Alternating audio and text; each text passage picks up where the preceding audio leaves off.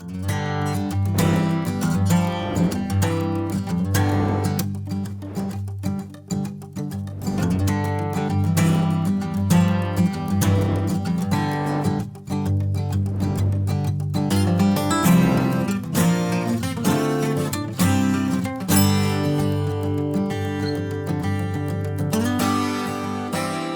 to the Youth Leader's Brain. We're here on the topic of youth group games for large groups. So large not being in size maybe, but in numbers. Really some games that, I don't know, in my mind when I was working on this list, I went more than 15 or 20 people. What were you guys thinking? Yeah, right on that. Yeah. Your experience, my experience with large group games is maybe a little bit more camp related. My youth group, I got maybe to 35 for a few months. But mostly I lived in that 20 to 35 range. What's your large group? Yeah, I was in the 60s and 70s. Okay, so yeah, you know, particularly when we went to camp and did things like that, those activities. So big group. And we've been at 15 probably last year, and we've grown to 25, 30 in the past year and a half. So yeah. I'm getting into large group games. So if you look at one of our other videos, we do games for small group, and it's just it's one of the things you've got to kind of really pay attention to. When suddenly that youth group grows from 12 to 24, the things that worked for you back then are a little bit more clunky now, and you've really got to kind of change some of what you're doing. So this list once again is our top 10, some of our favorites. My name is Sam Brock. I'm the director here at Ironwood. I'm Craig Lawson. I'm a summer camps director, and then I lead the youth group at my church. Okay, and Scott Olson, working at IBCS with mentoring and recruiting. Okay, so this crew has a good 70 years of experience or so. What are you at now? Probably working with 8 years. Yeah. So 31, in that like range. Yeah.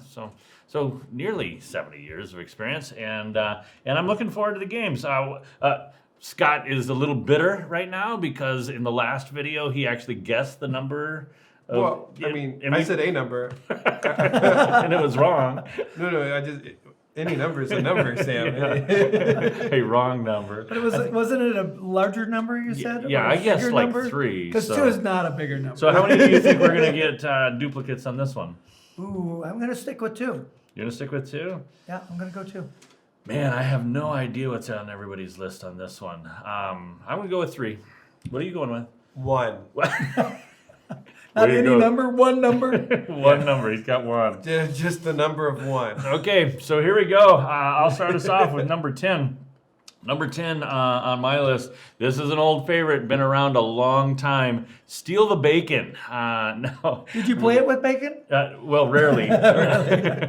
But here's the key. Steal the Bacon has a lot of different, it could be almost a whole category of game here. But I really enjoy the whole Steal the Bacon and just keep on changing the rules just a little bit. So whatever the rules are of Steal the Bacon that you know, just think, how could I tweak that? How could I change that? What could I add? And this is, Steal the Bacon is kind of like kickball. There have got to be 1,000 variations to this. And one of my favorites that I played was with a youth group in Ohio. They had bought a $5 octopus, a 5-pound octopus, and they played Steal the Bacon. They started off with a full octopus, and as it kept on going, we had more pieces of that octopus, and it was just the funniest thing to do that. But Steal the Bacon, where it's played right, where you've got to get away and not get tagged in multiple teams, and kind of the way you set it up, it just so many variations. I loved it. Scott, what do you got?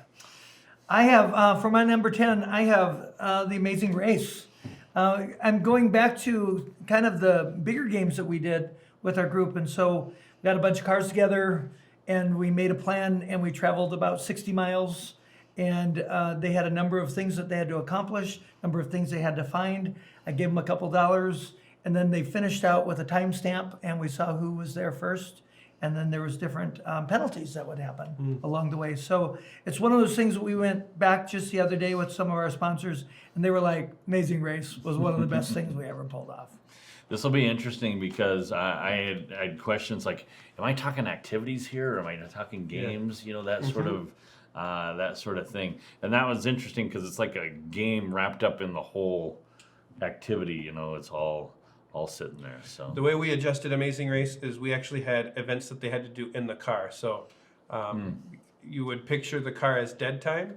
So they actually had objectives when they were going from one place to another. You have to solve this riddle, or you have to see throughout the whole night, there's a number of license plates of different states that you should find, or you have to pop these 5 balloons before you can get out of the car, and you can only pop them by putting air in them. You can't like rip them or anything like that.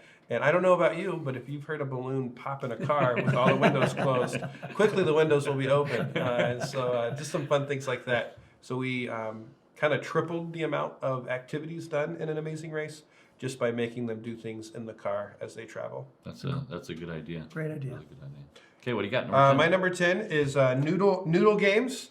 Not really, I can't really call big it category again. a category, but really, it's just an encouragement. You should have pool noodles, and you can play any game with noodle, and it's like a noodle is something that anybody will get excited about. You can play Almost Steal the everybody. Bacon with You noodles. can play Steal Yes. the Bacon. You can do a whole Amazing Race theme with noodles. But not noodles in the car. Yeah. Oh, please no. Noodle games, that can be anywhere from whack-a-knee to jousting to blindfolded, trying to keep people from hitting you. But it just turns into a prop that with a large group, if you have 10 noodles, you have 10 different possibilities of games or somewhere around there. So I had so many noodle game options, and it just became, you should just play with noodles as with large groups. So Noodle Games. Good one. Okay. My number 9, I'm doubting this is on anybody else's list. We played this for a good 6 months or so, and it was just a fun game. It's called But Wait, There's More. Are you familiar with this one? Okay.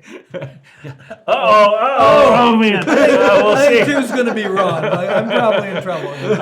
But wait, there's more. It goes like this. You have somebody who has to fill a role. So let's say they're a billionaire. Then there's several cards that you can pick. But let's just say it's a billionaire. And then you get these different other cards that you have. And you're basically a salesman. So this is kind of an improv type game that gives you the structure that says, okay, this is what you need to, this is the product you're trying to sell. And so you're usually combining 2 or 3 cards, and then every now and then, but wait, there's more. And you can set this up any way you want, but you can get it down to the 2 finalists and say, but wait, there's more. And you flip over another card that they now have to integrate into their product. So it's like a salesman trying to sell it to the billionaire, and the billionaire is the judge. That makes it like an easy way to judge the game. But I like But Wait, There's More. I like it for the fun that I don't know. So like when I go into the game, But Wait, There's More is one of those games where I'm like, I don't know if this is going to be funny. Like I don't know what's going to be fun or enjoyable. But at the end of the night, we're talking about it. And usually some of the products we talk about for months after that. So that's mine. That's a good one. One of the things I like to do with larger groups is to go creative, something that you build or do. And this was something we did here with father-sons and different things like that. Watermelon jousting. Watermelon jousting. Take some props. There's a little bit of work that goes into this. It can be pumpkin jousting too. You can swap that out. But having a little man that you put on the watermelon, and then you give them duct tape and sticks and all of that, and then with on pulleys, your fathers and sons or people are coming together and they're trying to joust the other one and take the man off, and it's I want to just draw a this great one time. just because I haven't been able to draw it You yet. should but- draw this one. So basically, what's happening is you have a pulley that runs between, right? Right. And then you have this on the little pulley that's sitting there. That watermelon you have to make a hook, right? So that the watermelon sits there on a hook. Duct tape. Duct tape. Hooks on. Yep. And so then your other watermelon's sitting here, and so then off of this you have a rope that now your 2 people get to work with that rope, right? Yes, Is that the way you guys did it? that's exactly how we Yeah. did it. be careful that the people don't joust. You just want the watermelon joust. So then on this pulley, they're running this watermelon at that one. They're running this watermelon at that one, and they can pull it back and forth just a little bit. But it is this area right here that is the most fun to watch. Yeah, and then you have rounds, and they're kind of a little broken, but the man's still on. And the U-Build feature of it, that creative side of fun really, really ramps up here. Yeah. This one it's just a blast, and it's it's kind of a, you kind of set up the bracket and all that sort of stuff to make that It's that an work. afternoon. Yeah, it's a long game. It's a long right game. there. So cool. So, but wait, there's more. Oh, snake oil. I added snake oil to it because just the salesman aspect of a game. I forgot about snake oil. Snake oil. Snake So oil is good. just as good. So snake oil is you're trying to sell something that should never be sold, or you're coming up with just different ways to do it. But wait, there's more is what we did, and we actually did we did it as youth activity as well as youth game. So that we would do video, and then at another time we would act like you're Billy Mays or the ShamWow guy or something like that. So you'd get somebody really into Ladies it. and gentlemen, let me tell you what we got here. Billy Mays here, and it's just one of those they Ginsu knives. Yeah. They have a totally different personality to try and sell something, and they're given a bag that says you have to sell what's in this bag. You can make it something else, but it's the bag and the contents in it. And so, but wait, there's more, and snake oil, and just any type of getting them out of their comfort zone to think about why would anybody want. Yeah, and participating, Yep. Jumping in there. On snake oil, when I went through a lot of these, you're going to have to go through your entire deck and just take out the deck. I missed that one or two times in my group, and it always shows up at the worst. No, that's not supposed to be in there. So for me, if I'm not going to play it, I don't even leave the card underneath everything. I just throw it away. I'm like. Yep.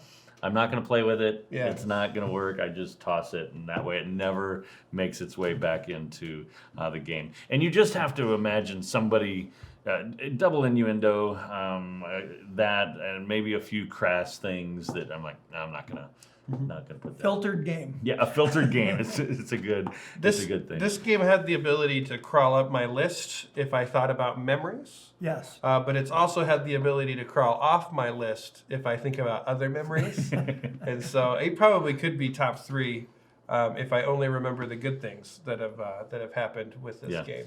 Like improv, you have to work with the group you have. And so if you have, I would say, a rough crowd, like if there's several that are not wanting to do right, that could actually turn around and not be good. Right. Yeah, big time. It wasn't good at all. That's why it's 9.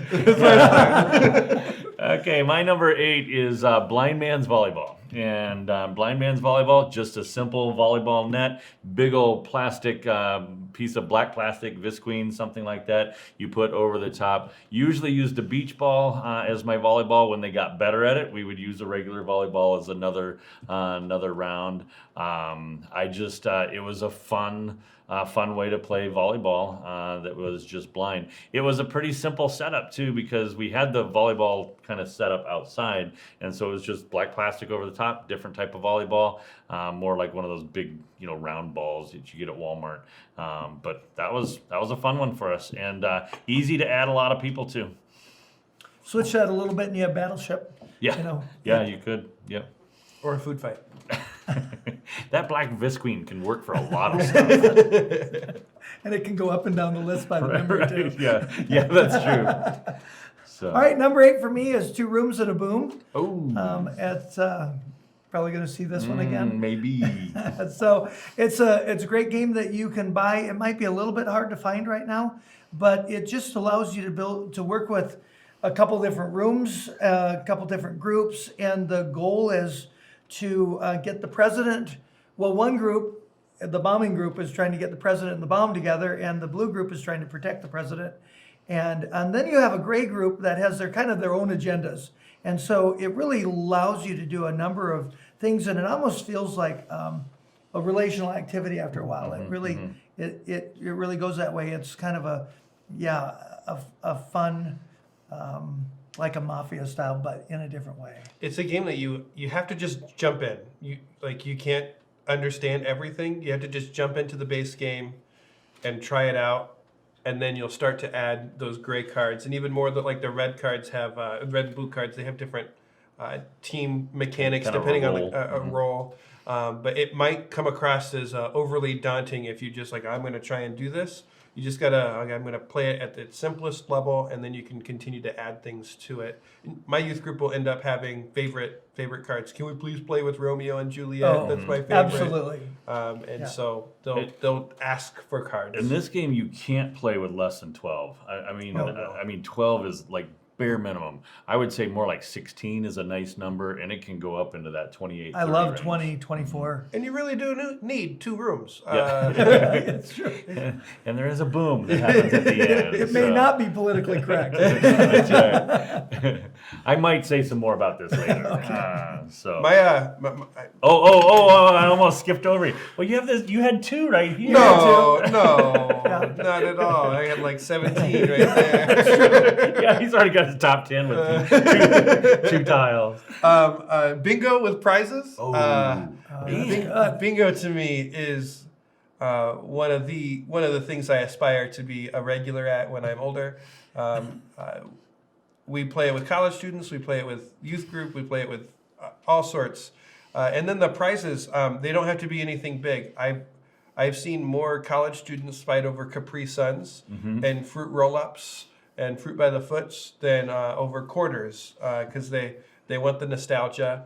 And so, I mean, I think normally I spend about $20, $25 in prizes for people to just go nuts. And you can play bingo, depending on how you mix it up. You can play bingo for two hours easy. If you're having a good time. And so Okay, so I love bingo. I should have made my list. I just totally forgot about it. Keep No. going. But, Well, you've already got 3. Yeah. but the bingo, we did one where with our group, they all had to solemnly swear that they would either eat or wear whatever they got. And so dollar store, I mean, finding the few items that are like, I would never drink that, eat that, like try that. Or the tiara, the plastic tiara. It was a really fun, the prizes I think are key here. Oh, absolutely. But when you do bingo, there's a ton of ways to do bingo. I have staff kids that come back and like, bingo at your house? Yeah. That's still one of my favorite memories. And so bingo's a pretty big deal. Yeah. We have the whole wheel and everything. Yeah, it's the not whole- just reaching a bag. So That's a good one. Good one. Okay. Here we go. Number 7. Another one that's like old school, big time, but the simple game of sardines. And I like sardines in a. Oops, I'm sorry. I like sardines kind of in a, even in a tight spot, even in a place where there's not too many places to hide. So basically in sardines, everybody's in the room, one person goes out to hide, and then when somebody finds that person, they hide with them, the next person hides with them. The first person to find them, they're the first person who gets to hide. But eventually, the goal is like 20 of your people all together sitting in that spot. So another variation that we had fun with this was everybody had to wear a glow stick. So had to wear a glow stick necklace. So wherever they were hiding, by the time the group gets bigger, you're seeing all those glow stick necklaces. That was a really fun addition. So again, sardines is one of those kind of simple hide and seek kind of games, but because everybody's piling in, and we would wait until like the last 3 hadn't found us and then go out, or I would call it, because they couldn't seem to find them. But I like this as a large group game. This is not, I didn't put this in small group. I like this with that 20, 30, 35 people. So Pretty fun in a junkyard. yeah, we do have a big old junkyard. Yeah, your location is really kind of key on that. But I like it to be harder to hide than easier to hide. Like don't be afraid of just a backyard, front yard. Like that's enough to play sardines. So, what you got? Number 7 for me is Stop the Watch. Klutz came out of these different books the Klutz series there, and they just had a little stopwatch and a number of things you could do. Later, Minute to Win It then came in, and they gave you a lot more things. But when you have a large group of people, these type of things where the group gets to watch the others do it, and you're moving a team up and through. So anything from being able to say all of the states or the alphabet backwards or things like that, this becomes a really good thing to do in a number of different settings. This one's interesting. It's kind of like snake oil, but wait, there's more. The young people in your larger group, they enjoy the stage. You know what I mean? Like you're handing over the stage, you're letting them do something on the stage. So everybody else is enjoying watching, you know what's going on. But they enjoy that. Oh, what am I going to do on stage? And then they do it. So good. My number 7 is 4 on a Couch. Classic. I don't know if I could say old game, but maybe you could call it an old game. It is pretty old. And then we might have called it a sofa. Yeah. Davenport. Davenport. There you go. I don't even know what they're talking about. But I enjoy when you get above that or right around that 30 to throw in 2 couches at opposite sides, and then to kind of twist up the rules a bit. So when you call somebody over, you actually switch names with them.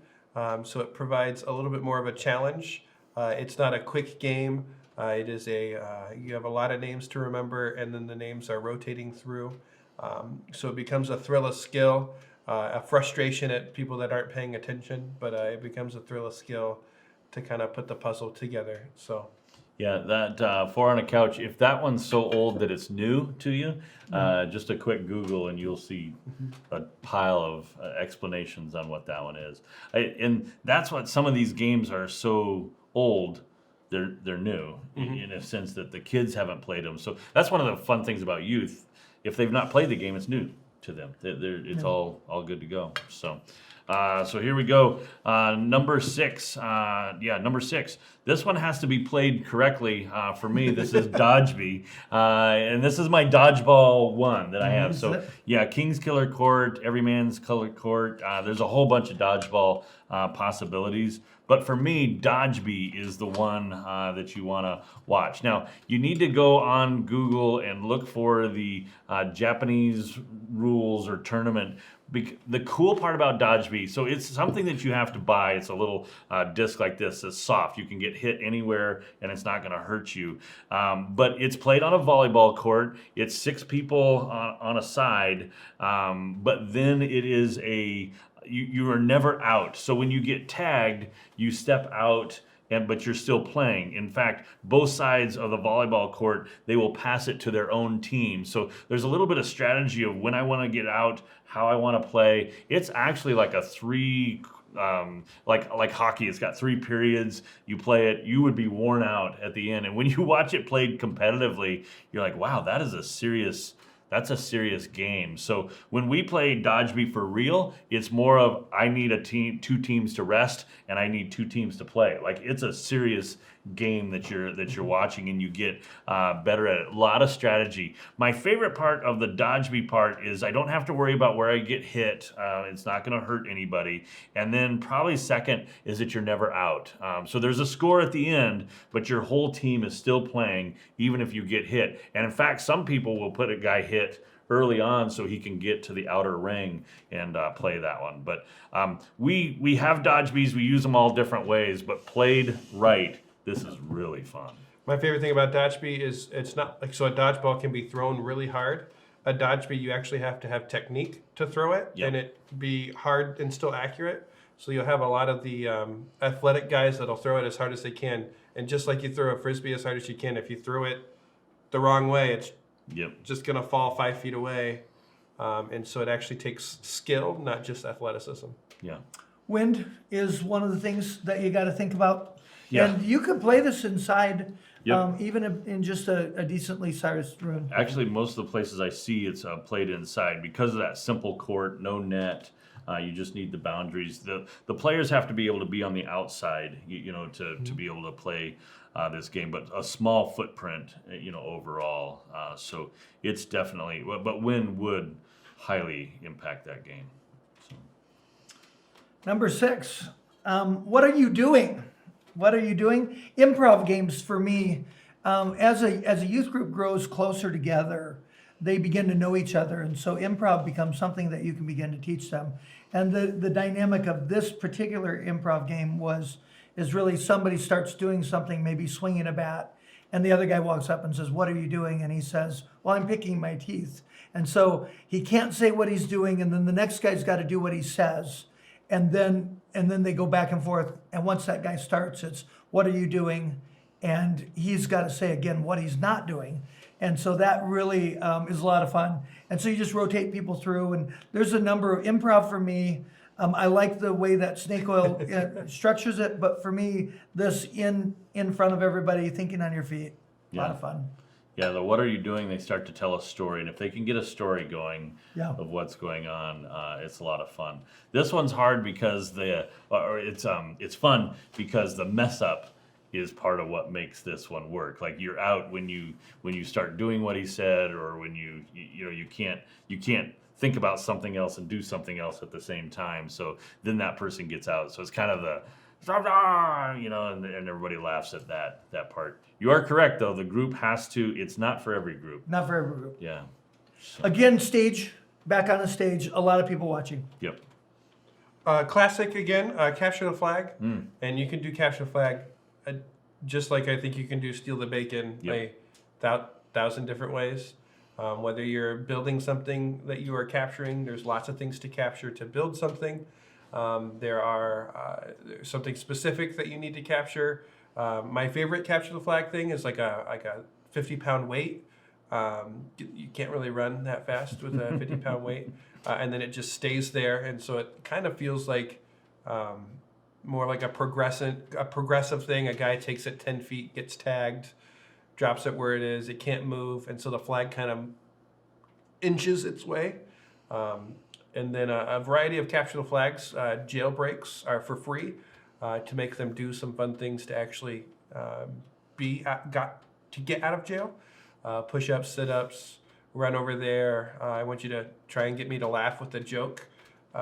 You'll hear some really bad jokes, but it's just the fun thing of they have to do something in order to get out of jail. The harder they try, they will, yeah, that was funny, you're good to go, or great job, you're good to go. And so I capture the flag that has elements added to it. So it's what you play with, what you're trying to capture, how the teams are constructed, and then how jail kind of works are the three things that you can mess with. Yeah, I think the capture the flag and steal the bacon would be the same way. Just as a general rule, you always want to favor the offense. Like there's nothing worse than just no score. We finished 0-0, nothing happened. Mm-hmm. So with whatever your rules are, just favor the offense so that you can score. You want to be able to score. It's a kind of a fun thing to be able to do. Okay, here we go. We're on number 6. We still only have one that has been a duplicate. And it's kind of a half. Yeah, it's a cheater. It's cheater his one. combination one. All of us have 5, and he's got 6 in a category. So in a category. Here we go. It happens. My number 5 is the fake artist goes to New York. So if you read the rules, this is a little game that you can buy that then you need to tweak and make it work. What I went out and bought the little variety pack of Sharpies and then a whole bunch of paper. So basically you've got about, 6 to 9 people at each table. So this can get as big as you really want it to be. I mean, you could have 120 people playing this game, but it's going to be everybody not all playing together. You're going to have these 6 to 9 groups. So in Fake Artist Goes to New York, what you have is one person who's kind of the MC of the table, and he is handing out to a group of people a topic or something that they're about to draw. But to one person, he just puts an X on their card, and they are the fake artist. They don't know what everybody is drawing. So what has to happen is that so you have 2 rounds. You go around the table 2 times. So Scott would start, say he's got the red pen, and he's going to write something something that is going to tell the rest of the table that he understands what we're drawing. But to the fake artist, doesn't make any sense. And then the next guy has to add on to the drawing so that one piece of paper is making its way around with all different color pins, and they're adding to this thing. So if it were Stagecoach, Scott might draw a circle, and the next guy might draw a circle, which would tell everybody else, they know what they're drawing. Now, if the third person was the fake artist, they would be like, okay, if they drew a third wheel, everybody would be like, what is that? That doesn't make any sense. But if he's like, I'm just going to draw a line between the two, he doesn't know what they're drawing. He's just trying to fit in. He's trying to be the fake artist that gets away with it. So at the end of the game, they are trying to figure out the fake artist, and then the fake artist is trying to figure out what they drew. And so the reading the rules a little bit tough, but I like it because what we really enjoyed doing was we would say either the fake artist won or the table won. They found him out, and we had a gallery of all the pictures. I mean, from every table, when you finished one, you put it up on the gallery. It was just a really fun. And then afterwards, everybody's telling about the story of their picture, and so that's what brought the game together. And that's why, for me, this is a large group game, is because everybody tells what they were doing. Everybody's involved the entire time, and the gallery part is what makes it really fun. A picture of that going on your social media, that's great fun. Go small though. Yeah, it go will. small. Yeah, it can kind of fluctuate pretty nicely. It will take your group 5 or 10 minutes, like a practice round. They will definitely need that to figure out how it all works. But after they get it, it's good. All right, number 5 for me is Baton Tag. And this is a game I like because it goes big really well, and you almost need 20 to 24 people to play it well, because you want enough. And you use chairs or buckets. We like to use buckets, but you really can use chairs. And you set up a court. And this is one of the things that we actually have in the youth leader's brain. So, but again, you have people sitting on buckets, and then you have a baton, which might be a noodle. We used a shirt. So I didn't really, when somebody told me about Baton Tag, I didn't know what to use as a baton. I happened to have a bunch of youth group shirts sitting in the room. I duct taped one end, made a handle, and what happened in our game is we began to throw it. It was one of the things you could do is throw the baton, and then later I found out they used a stick, and I was like, "Well, you can't throw a stick," and it was part of the rules. You couldn't throw the baton, but our group really liked it. And again, sometimes when you hear it, this one was just it began to grow a culture, and it's something we look forward to periodically. Baton Tag. Ooh. And that's like completely in his Noodle Games category. Should own a noodle. Well, you would use a noodle, but it's less, a little more keep away than noodle. They're going to make fun of me yet again as I say word guessing game. Oh, that's ridiculous. Ridiculous. I'm going to stick with catchphrase is probably what I would recommend you to get. It comes with like a little machine, and you can pass it around, and it's a ton of fun. But I don't know. I could pull any one of those out, and my group would, no matter the size, they would like it. They can say, no, I'm not in. Mad Gab's fun, but I probably would stick with catchphrase as the one that I like the most, because it has the pass, it's got the timer, it gets everybody's heart rate through the roof, as they don't want it to stop on them. And so I'm going to say catchphrase, but I gave them more things to look at. So word guessing games. Okay. My what are we on? Number 4 here, and this one a pretty active game, and can be some huge collisions in this one. This is Flying Dutchman. Are you guys familiar with Flying Dutchman? No, not at all. Okay, so I'm going to pull out my drawing here again. So in Flying Dutchman, you've got a pretty simple premise. It's kind of a duck, duck, goose kind of flavor to it, but everybody who's in a circle, in a big group is great. I mean, 30 is a wonderful wonderful thing. All these people would be holding hands in this giant circle. A pair that would be holding hands here would tag wherever there was a connection right there. So this group, as they're making their way around, they tag that group. That group has to go the other direction. Its first group back to the hole. So Flying Dutchman is a game of chicken on the far side. As one group is coming this way, the other group is coming this way, and whoever is on the inside track is usually the winner. I mean, so this one really is a craziness right over here, and that's where the collision can happen. But that's fun. They make their way back into the spot. The team that is tagging, they already have the head start of they were running along the way, so they have that kind of advantage to them. So they normally win getting back in, unless they were on the chicken side over here. They were pushed off, and so it really is a fun game. Any cautions, any rules that help keep you out of the hospital? I've never had anybody go to the hospital. It's usually a scream, yell, and I've not had that. I would say this is the sort of game, though, if your group was too competitive, it would be a Now they have bad- to continue holding hands throughout the... Yeah, the whole time around here. If they break, then they've automatically lost, which is because you're just tagging a thing. Even what the pairs are continues to change. Again, not a COVID-19 social distance game, but 6 foot cord. yeah, this is again. This is an old game. A variation on Duck Duck Goose, but. It was fun. Probably one of the easy things here, no setup, no props, no big field, and out we go, and we're set to go. So I kind of liked it. Number 4, for me, Foomball. This is a variation of kickball, but for me, I really like Foomball, and so the beauty of this, again, it's something I took on a missions trip. It's easy enough to learn.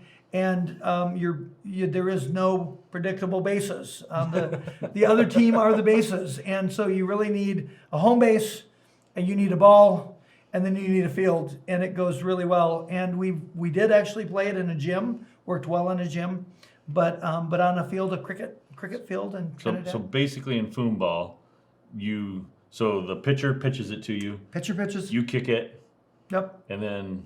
Yeah, there is one of the things here. There is a kicking line, so you don't want your crowd to get so close. Be closer. Yeah, they can't stop the kick. So kicking line. What I like about it, plays really good with guys and girls together, and then so they're when going to you go kick it, you now have to go run after and tag. a base, which is a person on the other team. Correct. So the bases are the people. I tag them. Once I tag them, they have to stop. They become a base. And then there's some really beautiful strategy there. If you catch somebody quick and close to home, you may wait to the very end and then let the guy go, and the other guy might grab him. So some really good strategies with Foomball, but it feels like a back pocket big game to me. It's very easy to do, and it fits in a lot of different places. When the second person kicks it, then they can either run to the base that's already been tagged, or they can run after another person. Is that right? Or Yeah, how do you play? they can go to another person, but again, if you got a close base, you might hold, and now they can't touch a base that has somebody on it, so the other person has to leave before they get there. Okay, it's okay. So, yeah, this is one of those games that it's a really weird look. You'll see the ball kicked, and then they don't want you to catch them, but they also are trying to throw the ball at you. So it's like this, you're scattering all the people, so they're going away, but there's somebody with the ball trying to hit you, so they're running after you. It's a weird... All the fun of kickball, throwing the ball, Yeah. and the play at the ball sometimes is really good too, Yeah. because a guy can come at you and you may dive and tag him, and he becomes the base. Right. So lots of good things going on here. It's a good one. My number 4 is gestures. So kind of charades. I like the actual board game of gestures with the it's kind of have like the movie reel where it has a timer, and that if you don't get that card in time, it drops, and so then it's not, you only get the points for the cards that you're able to grab. So had a ton of fun with this when we were in Wisconsin as youth leaders, and so it was kind of a highlight game. People would do some of the most unique descriptions or acting of words, but it became always intense. Good competitive game because there's no physical ability whatsoever. It's based on acting and guessing, and gets everybody involved as well. So gestures. Good. Number 3, here we go.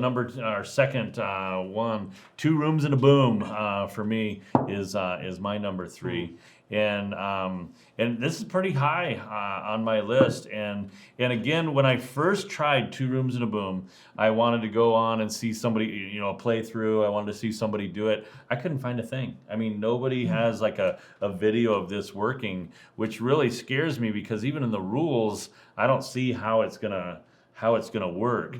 But when we played it, the first time we played it, we only had 12 kids, and that's as few as you'd want to do it with. But we just played living room, family room, and I was kind of standing in between. So like he was saying, you have the blue team and the red team, and the goal is for the blue team to protect the president. The red team is trying to blow up the president. So you're trying to get the bomber and the president in the same room. And over the course of 3, 4, or 5 rounds, they swap people. So both rooms swap people. So at the very end, you might know who the bomber is and you might know who the president is, but the question is that team sending the president here? And if that's the case, we want to keep the bomber, or is the president over there, we send the bomber over? Like it's one of these deduction games that even when you know everything, you don't know what to do. It's really fun. I like the way it ends. You know, with the whole where's the president? Where's the bomber? And then then there's an obvious winner. Everybody's having a good time. The replayability on this is amazing with that gray team because there's so many different. I've not even played all the cards, and once you start to play it, you're like, oh, I want to play that one. I want to play that one. That sort of thing. So what I like about 2 Rooms and a Boom is the interaction in the rooms. Because you pick a leader, and that leader's in charge, but you can vote the leader off. And so getting control of the room is pretty important for the teams. Mutiny! So all of that stuff's going on, and you only got a limited amount of time. And that's, I think, a good timer in there is a helpful upgrade. Yeah, we used a little hourglass, like a 3-minute timer or something like that. But this right now it's out of print, and it's like, I don't know, $150, $200 a game. It's crazy. For like a 6-inch box. Yeah, it's a really little box just full of cards. But I'm guessing it's going to come back. Not even full. Yeah, it's going to come back because it's kind of it's a unique game. There's nothing else quite like it out there. Okay.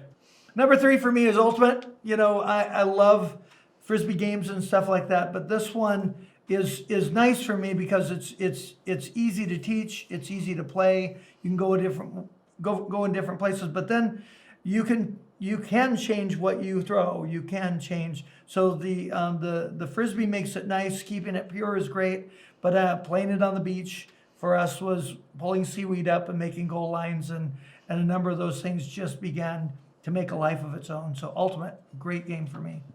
That's cool. My number 3 is Picturika. It was on my small group. I just think you can pair people up. You can give a team more cards, and they're trying to work together. And as soon as you have 4 people looking at one card, you'd be surprised at how when someone says Picturika, everyone looks at them and says, "How? We don't have no!" And then they make a case for it, and they win, and now everybody's excited that they won. So Picturika, if you don't have it, it's a simple card game. But it can grow. I think it could grow all the way up to 35, 40, depending on what cards you have. So. Man, this list is going to get expensive for me. You guys keep adding all these things. Oh, I got to get that. I got to get that. Okay, here we go. Top 2. We've had 2 of the same one. Circle dot line. This is my Pictionary one. Circle dot line is real simple, and it works. You need a pretty good sized group. You're dividing everybody into 2 teams, and then on that team they bring up 3 artists. Now those 3 artists, they have to swap the marker back and forth. So they're one, then the next one, then the next one. But when it's your turn to draw, you can only draw a circle, a dot, or a line. That's all you get to all you get to do. The rest of your team is trying to guess. They're trying to guess what you have. The other team, if they can't guess it, the other team has the chance to steal. And so I like it because unlike Pictionary, where you got to be a good drawer, circle dot line means 3 people have to be thinking at the same on the same way. So again, if it were Stagecoach, one person draws something and then the other person's totally in another. Those 3 people are just. The fun of it is they're trying to be on the same page, and they can only draw a circle dot line. You can do it at the same time, like a speed thing. Both teams having 3 drawers on each side, being the first one to be able to do circle dot line. But I like the steal action, where they only have a short 30 seconds to do as many circle dot line, then they have to stop, and the other team has the steal option. Makes them push the speed and makes them a little bit more honest on the circle dot line. Mm-hmm. So. We didn't play with the steal option. I will add that. Yeah. With my number 2, capture the flag. So I think we're at 3 now. That is 3, Yeah, which we we've need got to 3. stay right there. So what I like about capture the flag is the things you can do with it, and the adventure that it can go really big adventure, and the creativity. So for us, we would do something like a Berlin Wall, and we actually built a Berlin Wall, and we had lights that came on and went off, and you were sneaking across and trying to do different things. So it had that side of it. I also liked, we used marshmallow shooters. We built our own marshmallow shooters and used marshmallow shooters to do capture the flag. So it was, it just really changed the game. So the variation and the scalability of capture the flag is wonderful. With my number 2, I'm going to put us at number 4, and Fake Artist Goes to New York. Ooh. So I it's didn't know you'd get that one. it's just a I fun, didn't think that would be on your list. a fun, even the playing field of art, storytelling. I remember doing it, and again, like the gallery of once you draw something and then you write down what the word actually was, and you kind of squint and you're like, I don't see it at all. Well, everyone was trying not to give the picture away, Yeah. and so nobody really knew who was the fake artist. You're actually rewarded for not drawing well. Mm-hmm. Like you can't draw too well, or else you'll give it away. Yep, but then nobody knows who the fake artist actually is. Like it's balanced just so well. So Yep. Fake Artist Goes to New York. My group is very much not active in the games. So to do drawing and to do things in a circle are things we do often.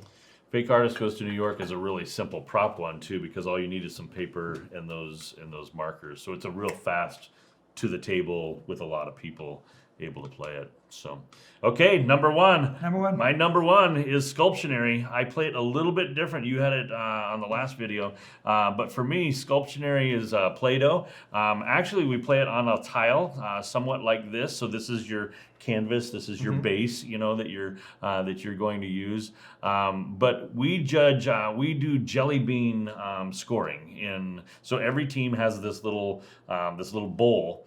And so you score a jelly bean if you're the first one to get it. So I have so say I have teams of 5, and let's say there's 4 teams of 5 out there. So I need the artist, and that artist needs to keep on rotating. So all the artists come up to me. I have an old Pictionary card, and I show all the artists the Pictionary card, and among the group, they have to pick which one they're gonna draw. So they pick the one that they're gonna draw, and then they go back to their table. I say, on your mark, get set, go. I sit there in the middle of that group, and they're sculpting as quickly as they can. And when somebody says whatever it is, that's the stop.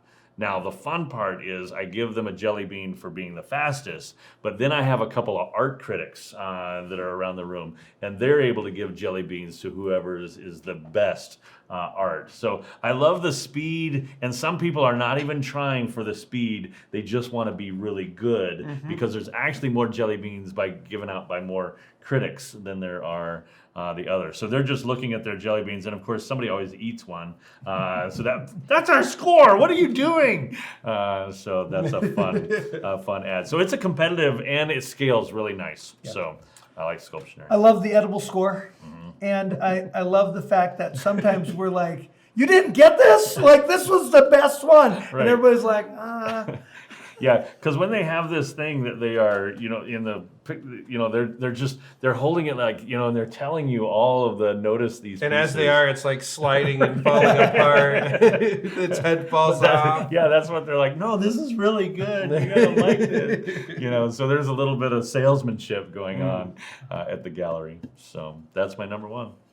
Well, my number one comes back to it was just the favorite, and it scaled so well for us. So when we might play it at 15, we would play it at 60 at the winter retreat. It was, again, handball was such a great event for us, and we might add another ball in or something like that, but it was such a great event for us that we finally just said we do it once a year at winter retreat. And it just became the thing that, what are we doing at winter retreat besides handball? So there are a few things that I've trained my son to tell my wife that there's no such thing as we have enough. One of them is Legos, and the other is Nerf guns. Nerf Wars is easily a number one. I bought a Nerf gun yesterday. It was on sale. Just had to add to the collection. Never enough. I have to. So I'm to the point where I can arm my whole youth group twice, maybe 3 times. And so my youth group can continue to grow because I have Nerf guns for them. Yeah. But we do probably once or twice a year. A youth activity is tearing down the auditorium that we have. You go dark. We tried that once. It's just those glow in the dark darts. They really do come out. You can't really see them too well, and so we have goggles or eye protection. And we just go to town, and it's a ton of fun. People are like, I'm tired, but I'll play another 7 games. And so normally it has food involved, but even on like a youth group night, to bring I call it a bucket, and I have a couple of big buckets of just simple 1 or 3 shotguns to be able to have some fun with. They enjoy it. Most of the guys, if they ride in my car to where we do youth group, there's a Nerf gun already in there, and they are shooting each other as we wait for everybody to arrive. And we have a ton of fun with Nerf. So if you aren't into Nerf, I can guarantee you your kids would love you to get into Nerf. Yeah.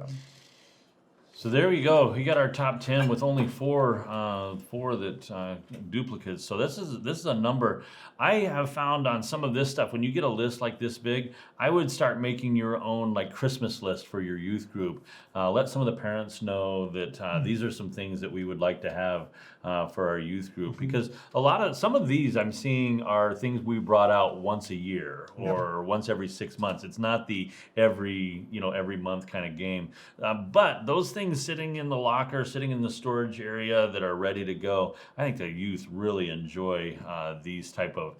Some of these are bigger games, some of them are a little bit more active. So that's one of the ways you could get some of these props, is by having a youth group Christmas list. I'm interested from you guys. Did you like big games or small games better when you were running them? Was there one that was? I probably liked the big games. Did you? Especially if I had it well designed. The big games, just the energy was so good for me. I think I'm going to not answer your question by saying something different. I like simplistic games, so the faster I'm able to get in and the less confusion that is had in explaining, the more appreciative I am. So like Sculptionary, it's 5 minutes of communication, if that. Fake Art Artist Goes to New York, a little bit longer, but once you get in it. Yeah, once they know it. Like a 1 or 2 playthrough and everybody knows how to play, that's kind of what I'm looking for. When we play games, it's hard because, again, some of these games you only break out 1, 3 times, 4 times a year, and you don't want the 4th time you're playing it to be, we're still learning the rules. So I've probably had more train wrecks in this large group game category, where I've been like, I'm going to try this, and it just did not work. And sometimes that's because you're trying to get the whole group together, or they've had a long day and they're not quite into doing something as active as I've planned. And so I do find that these are a little bit harder to get everybody involved in. It's harder to get the whole group going, but that's just been my experience. These ones scare me a little bit more than the small group game. Anything make your honorable mention, or anything you were like, oh, I didn't get it in there? I think I added them in. But Yeah, You have them. he had all of them. There's some good stuff here. I think sometimes we have a tendency to look at things like Steal the Bacon, Capture the Flag, Handball. Some of these things that we're like, oh man, that's been around forever. But again, that's the beauty of working with youth. If it's new to them, it's new.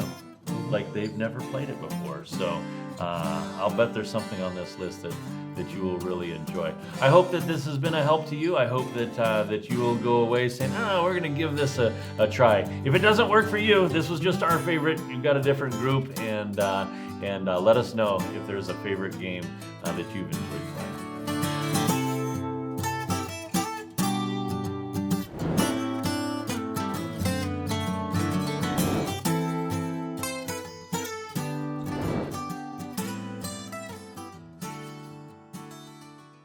You know what happens when you click the bell? What? An angel gets its wings. Is that I saw a movie that said that. No. Angels don't get there. That's not what happens. Oh, sorry. When you click the bell, then you find out. Never mind. Don't worry about it. Just subscribe. Subscribe, and if you want it'll be notifications. sublime. Yeah, sublime. I like limes. I do. Oh boy. They're little ones, sublimes. I don't like those. What are those little Kumquats? No, not like kumquat. Olives. I don't like olives.